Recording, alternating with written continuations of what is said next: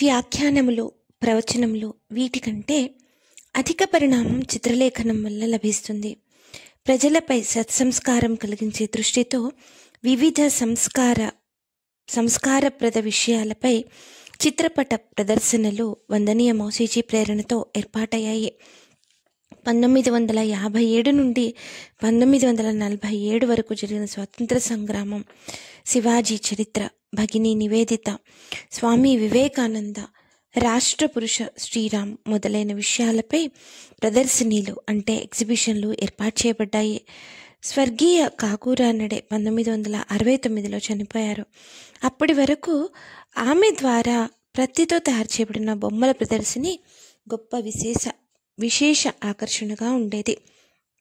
ప్రథమంగా ప్రదర్శని ఏర్పాటు చేసినప్పుడు వందనీయ మౌసీజీ నాగ్పూర్లోని ప్రఖ్యాత చిత్రకారులందరినీ తమ ప్రదర్శనీ కొరకు ఒక్కొక్క చిత్రాన్ని ఉచితంగా ఇవ్వవలసిందని కోరారు.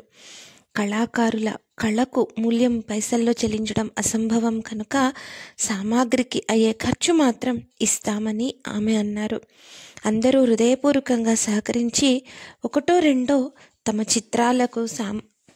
చిత్రాలకు కావలసిన సామాగ్రికైనా ఖర్చు కూడా తీసుకోకుండా తెచ్చి ఇచ్చారు. తమ వ్యక్తిగత ఉద్దేశాలతో కళా సాధన అందరూ చేస్తారు. కానీ సమాజ ప్రబోధం కొరకు, సంస్కారం ఇవ్వడం కొరకు కళను ఉపయోగించే ప్రేరణ ఆ కళాకారులకు వందనీయ మౌసీజీ ద్వారా లభించింది. ఈ క్రొత్త అనుభూతి కళాకారుల హృదయాలను మార్చివేసింది. భగవంతుడైన జగన్నాథుని రథం లాగడం కోసం వేలాది చేతుల బలం అవసరమవుతుంది.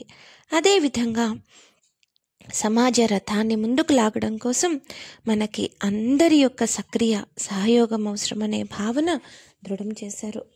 సంస్కార ప్రదానం చేయడానికి అనేక మార్గాలు ఉన్నాయి.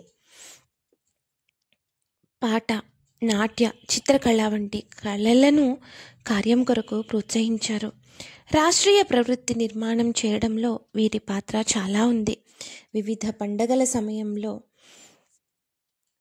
ధ్వజస్థానం అలంకరణ అప్పుడు ప్రేరణ, సంస్కారం ఉండే విధంగా చేయాలని వందనీయ మౌసీజీ పట్టుదలగా చెప్పేవారు. మహారాణి లక్ష్మీబాయి స్మృతి శతవత్సరం 1958లో జరిగింది. రాణి జీవితంపై ఆధారంగా ఒక ప్రదర్శని పెట్టడం జరిగింది. ఆ సమయంలో సమితి కార్యం కొరకు స్వంత భవనం యొక్క ఆవశ్యకత కూడా తెలుస్తోంది. నాసిక్ నగరంలో రాణి లక్ష్మీబాయి స్మృతి కొరకు చాలా పెద్ద కార్యక్రమం జరిగింది. అప్పుడు సేవికలందరూ సమితికి స్వంత భవనం కొరకు వందనీయ మౌసీజీని గట్టిగా కోరారు. ఫలితంగా రాణి భవన్ నిర్మించబడింది. అదే సమితి యొక్క ప్రథమ వాస్తు భవనం. ఇక్కడ ప్రవేశం ద్వారం వద్దనే ఖడ్గదారిణి లక్ష్మీబాయి విగ్రహం ప్రహరీ వలె నిలబడి ఉంది. జిజామాత త్రిశతాబ్ది మహోత్సవం జిజామాత జన్మస్థానంలో ఏర్పాటైంది. అక్కడ మహిళలకు సైనిక ప్రశిక్షణ ఇవ్వడానికి వ్యవస్థ చేయాలని ఆమె సంకల్పం. మాతృత్వ భావనతో పాటు స్వసంరక్షణ, ప్రతీకర క్షమత కొరకు మహిళలకు ఈ ప్రశిక్షణ అవసరమని భావించారు. ఎందుకంటే స్త్రీలు రాష్ట్రానికి మహత్వపూర్ణమైన ఆధారభూతులు, నిర్మాతలు అని ఆమె విశ్వాసం. మన సాంస్కృతిక ధ్వజం భగవద్ధ్వజం, అందుచేత అది గౌరవింపబడాలి అనే ఉద్దేశంతో వందనీయ మౌసీజీ 1970వ సంవత్సరానికి పూర్వమే సంవత్సరాది రోజున హిందువులందరూ తమ తమ గృహాలపై భగవద్ధ్వజం గౌరవపూర్వకంగా ఎగురవేయాలనే కల్పన ఇచ్చారు. ఆ ధ్వజం సదా మన దృష్టిలో ఉండడం కొరకు చిన్న పూజా ధ్వజం కూడా తయారు చేయించారు. అది ఇప్పుడు అందరి మన్ననలకు పాత్రమైంది.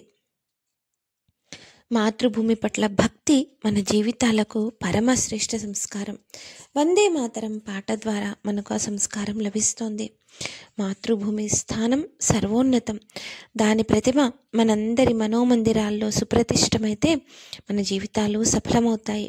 అందువలన వందే మాతరం పాట యొక్క పృష్ఠభూమి, దాని అర్థం సేవికలందరూ తెలుసుకోవాలని వారు అభిలషించారు. సమితి బౌద్ధిక కార్యక్రమాల్లో ఇది ఒక ఆవశ్యక విషయమైంది.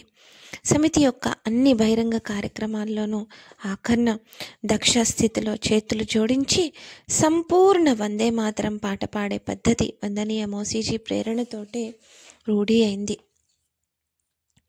కర్తృత్వపు కౌశలం. ఎక్కడ స్వచ్ఛత ఉంటుందో అక్కడ సమృద్ధి అనే మాటలో వందనీయ మోసీజీకి విశ్వాసం ఉంది.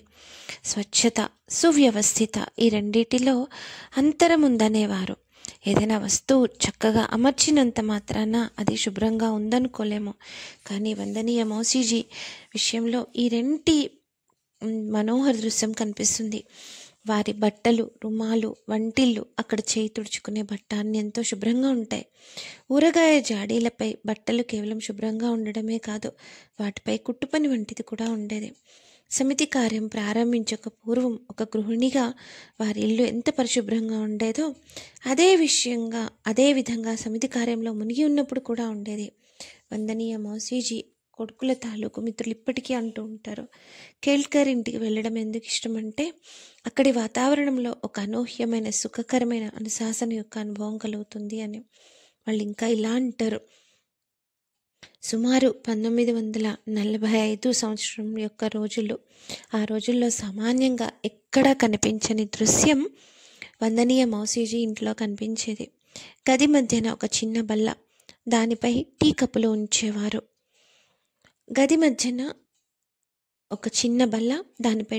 ఉంచేవారు. అందరూ దాని చుట్టూ గుండ్రంగా కూర్చొని తేనీరు త్రాగేవారు. భోజనం కూడా పుష్టిదాయకంగా ఉండి వడ్డన సువ్యవస్థితంగా పద్ధతిగా ఉండేది. ఒక్కొక్కరికి ఒక్కొక్క కప్పులో విడిగా పెరుగు తోడు పెట్టేవారు. ప్రవాసంలో ఏ ఇంట్లో నివాసం ఉండేవారో ఆ ఇంట్లో సేవికలో వందనీయ మోసీజీ యొక్క తులసి పూజా నియమం గుర్తుంచుకొని తులసి కోటను అమర్చేవారు. వందనీయ మోసీజీ తులసి ముందు తీర్చే ముగ్గులు ప్రమాణబద్ధంగా గీతలు అందంగా ఉండేవి. గోపద్మం కూడా అలాగే వేసేవారు. పూజా ద్రవ్యాలు సమకూర్చుకునేటప్పుడు రంగురంగు పుష్పాలను విడివిడిగా ఏ రంగుకు ఆ రంగుగా అమర్చుకునేవారు. పూజ చేసేటప్పుడు కూడా రంగులు మేళవింపు దృష్టిలో ఉంచుకొని చేసేవారు. వారి ప్రతి చర్యలో సౌందర్య దృష్టి ఉండేది. వారు కూర్చే మాలలు ఎంతో అందంగా ఆకర్షణీయంగా ఉండేవి. బహుశా భవిష్యత్తులో స్త్రీ మానస పుష్పాలను సంఘటన సూత్రంతో కుదిగుర్చే కుశలత పొందడం కొరకు ఇది పూర్వాభ్యాసంలా ఉండేది. వందనీయ మోసీజీ పూజ చేసేటప్పుడు దేవుని ఎదుట రకరకాలుగా పుష్పరచన చేసేవారు.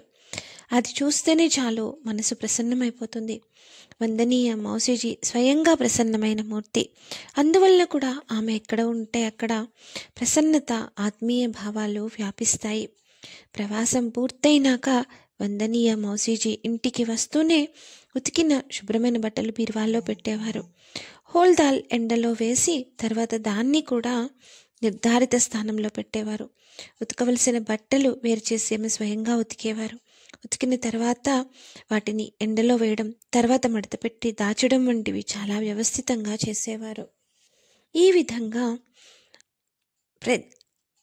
విషయాలన్నిటిలోనూ ఆమె దక్షురాలు. ఏ పనైనా ఇవాళ చేస్తాను, రేపు చేస్తాను అని ఆమె ఆలోచించేవారు కాదు. విశ్రాంతి అనే మాట ఆమె మనసులో ఎప్పుడూ వచ్చేది కాదు. నిరంతరం కార్యరతురాలై ఉండడం ఆమె విశేషత.